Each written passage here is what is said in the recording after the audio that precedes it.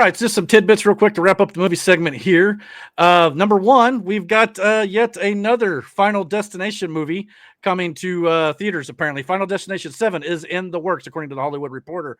I have yet to watch, was it Bloodlines that just come out? Yeah, I'm not watching that shit. But apparently it was successful enough for them to go ahead and decide to make another one. So, yeah, it seems like why is it? Now, I shouldn't say too much because comic book movies and Star Wars films have been going on for years.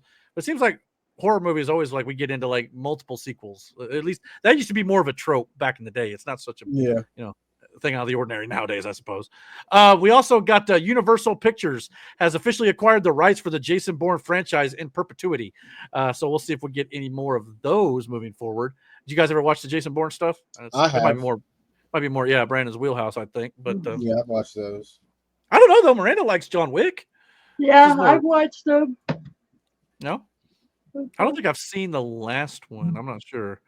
I didn't really care for the one without Jason Bourne in it though. Matt Damon or Matt, yeah. So I don't know if I'd even like, if they were to get like a new actor or something one day to play him or not. I'm not sure. Speaking of Johnny Depp earlier, we talked about Johnny Depp, apparently, according to producer Jerry Bruckheimer, has had talks about returning as Jack Sparrow for a new Pirates of the Caribbean movie.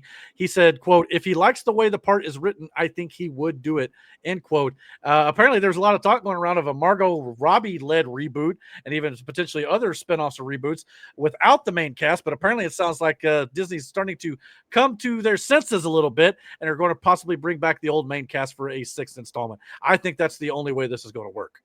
Personally. So hopefully that'll end up happening. If not, it's best just maybe not to do anymore. That's just the way I look at it. We got the first poster for Fallout Season 2 coming to Amazon Prime in December. I know Matt here on the channel is a big fan of that series, so hopefully we'll see more of that come December, get his thoughts on it.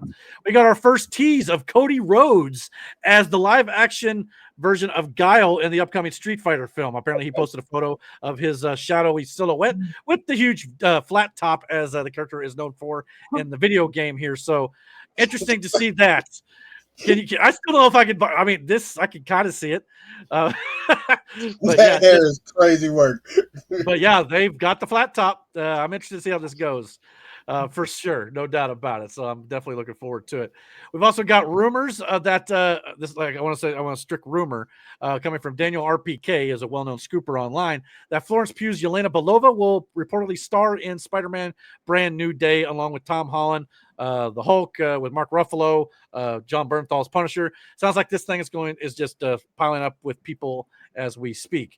And speaking of Marvel, this week, 27 years ago today, the original Wesley Snipes Blade movie was released. So I thought we'd pay homage to that here real quick, as this is, in my opinion, the Marvel movie that started the entire MCU and Marvel movie comic book genre as we know it today. Not necessarily DC, but the Marvel stuff for sure. DC, I would say, well, would it be Superman for you or Batman 89 that started that run for you? Probably Superman for most people of an older generation. Myself included. Yeah. I think, if you go back that far, But Blade was like the first real gritty superhero movie. Mm-hmm. Mm-hmm. Yeah, 89 Batman was dark, and so was Returns, but the other two Batman after that, before this Blade came out, was pretty comedy. It was very, very slapsticky, no doubt about it. We also got another delay. The Cat in the Hat has been delayed by 9 months to November 6, 2026. So anybody who was looking forward to this Dr. Seuss animated film coming out this February is going to have to wait till almost Thanksgiving of next year to see it. I wonder if they had a lot of woke shit in them. It makes you wonder, doesn't it? And thank God I'm finally seeing reports of Disney talking about how they tried to figure out, ways to appeal to Gen Z young boy or middle-aged or teenage boys or whatever you want to call it. So I'm glad that they're finally trying to get that demographic, but I just hope they're trying to attract them in the right way and not try to inject more of the stuff. I'm hoping they're finally starting to see the light here because I know Star Wars went on a bit of a hiatus. Marvel's talking about trying to get away from some of that. So I'm hoping we're finally getting to the end of that tunnel. We'll have to wait and see. Yeah, but the Cat in the Hat was creepy as shit, though. The first one with Mike Myers. Yeah. You talking about Mike Myers? Well, yeah, it was live action. Yeah, live action Cat in the Hat was. This is animated, so it's not going to be. Okay, that's different. The live action was creepy as fuck. Yeah, this is what he looks like here. So this would kind of be more like the Grinch that they did a few years back with Doctor Strange himself. So that might be more along, and I think that'll work better. You're right. That Mike Myers cat hat was a little creepy, but anyway, no doubt about it. We also got Paramount Pictures is under new ownership, and apparently they are looking to make priorities of some Star Trek films. One set with Captain Kirk and the rest of the crew returning from the 2009 series, the Kelvin timeline in the Trek universe, as well as another feature film featuring brand new characters with director from Andor, Toby Haynes, attached. So that could be good because Andor was absolutely great for Star Wars.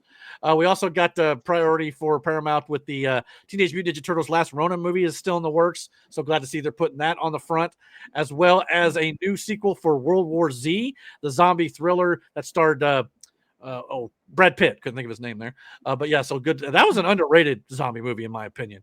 You don't see a lot of those zombie movies before that were running when they were in. So I always thought that was cool. Paramount's also looking forward to bring more Transformers with Michael Bay. We've talked about prior. That's got a big priority, as well as Top Gun 3 is a huge priority for Paramount as well. Thank goodness. Still the best movie I've seen probably in the last decade, Top Gun Maverick. So looking forward to seeing all those. Yeah, any thoughts on the Paramount priorities?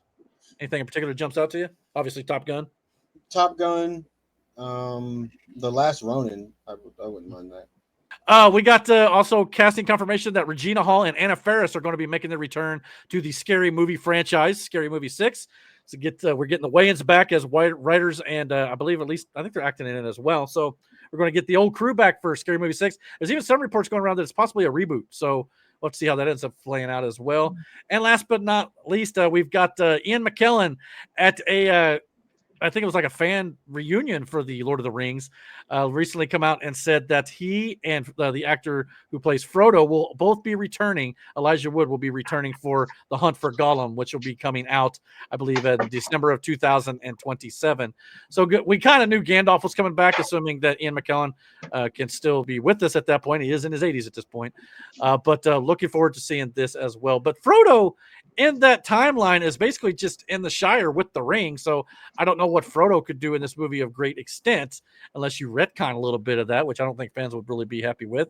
But I'm looking forward to seeing where they go this, and hopefully we'll be able to get Viggo Mortensen back as Aragorn, as it's been reported in the past that he has been offered a huge sum of money to come back because he is the main person on the hunt for Gollum in that particular storyline. So thoughts on all this? I know you kind of like Lord of the Rings. One more time since I watched Lord of the Rings, and I know Miranda's mom, she liked the Lord of the Rings. That's the reason I watched it, because of her. But I think the last one I watched was the Desolation of Smaug. Underrated. Yeah, that was a good movie. You never watched the follow-up? No. So in your mind, Smaug still is in the mountain ruling and all that stuff, huh? Well, I guess he did kind of break out at the end, but you never did see what happened to him, huh? Nope. Wow, man, I'll have to we gotta have a movie night, man. I've never seen anything past that. Man, you probably have to go back and watch the other ones, wouldn't you? Just to just to get caught up again. Just to kind of be like, what happened in all these movies, man? So yeah, a lot of people don't like the Hobbit trilogy. I think it's pretty good. It may not be on par with the original Lord of the Rings movies, but it's still fun entertainment, if you ask me. So yeah, I mean, I'd be like, I'd watch those again myself. I definitely will before this new Hunt for Gollum comes out, no doubt about it. Thank you for checking out this clip of the Dragon's Den podcast. If you like what you saw here, please consider checking out our full podcast on Saturday nights at 9:30 p.m. Eastern Standard Time. Don't forget to follow, comment, like, and subscribe. And until our next video, guys, take care and God bless.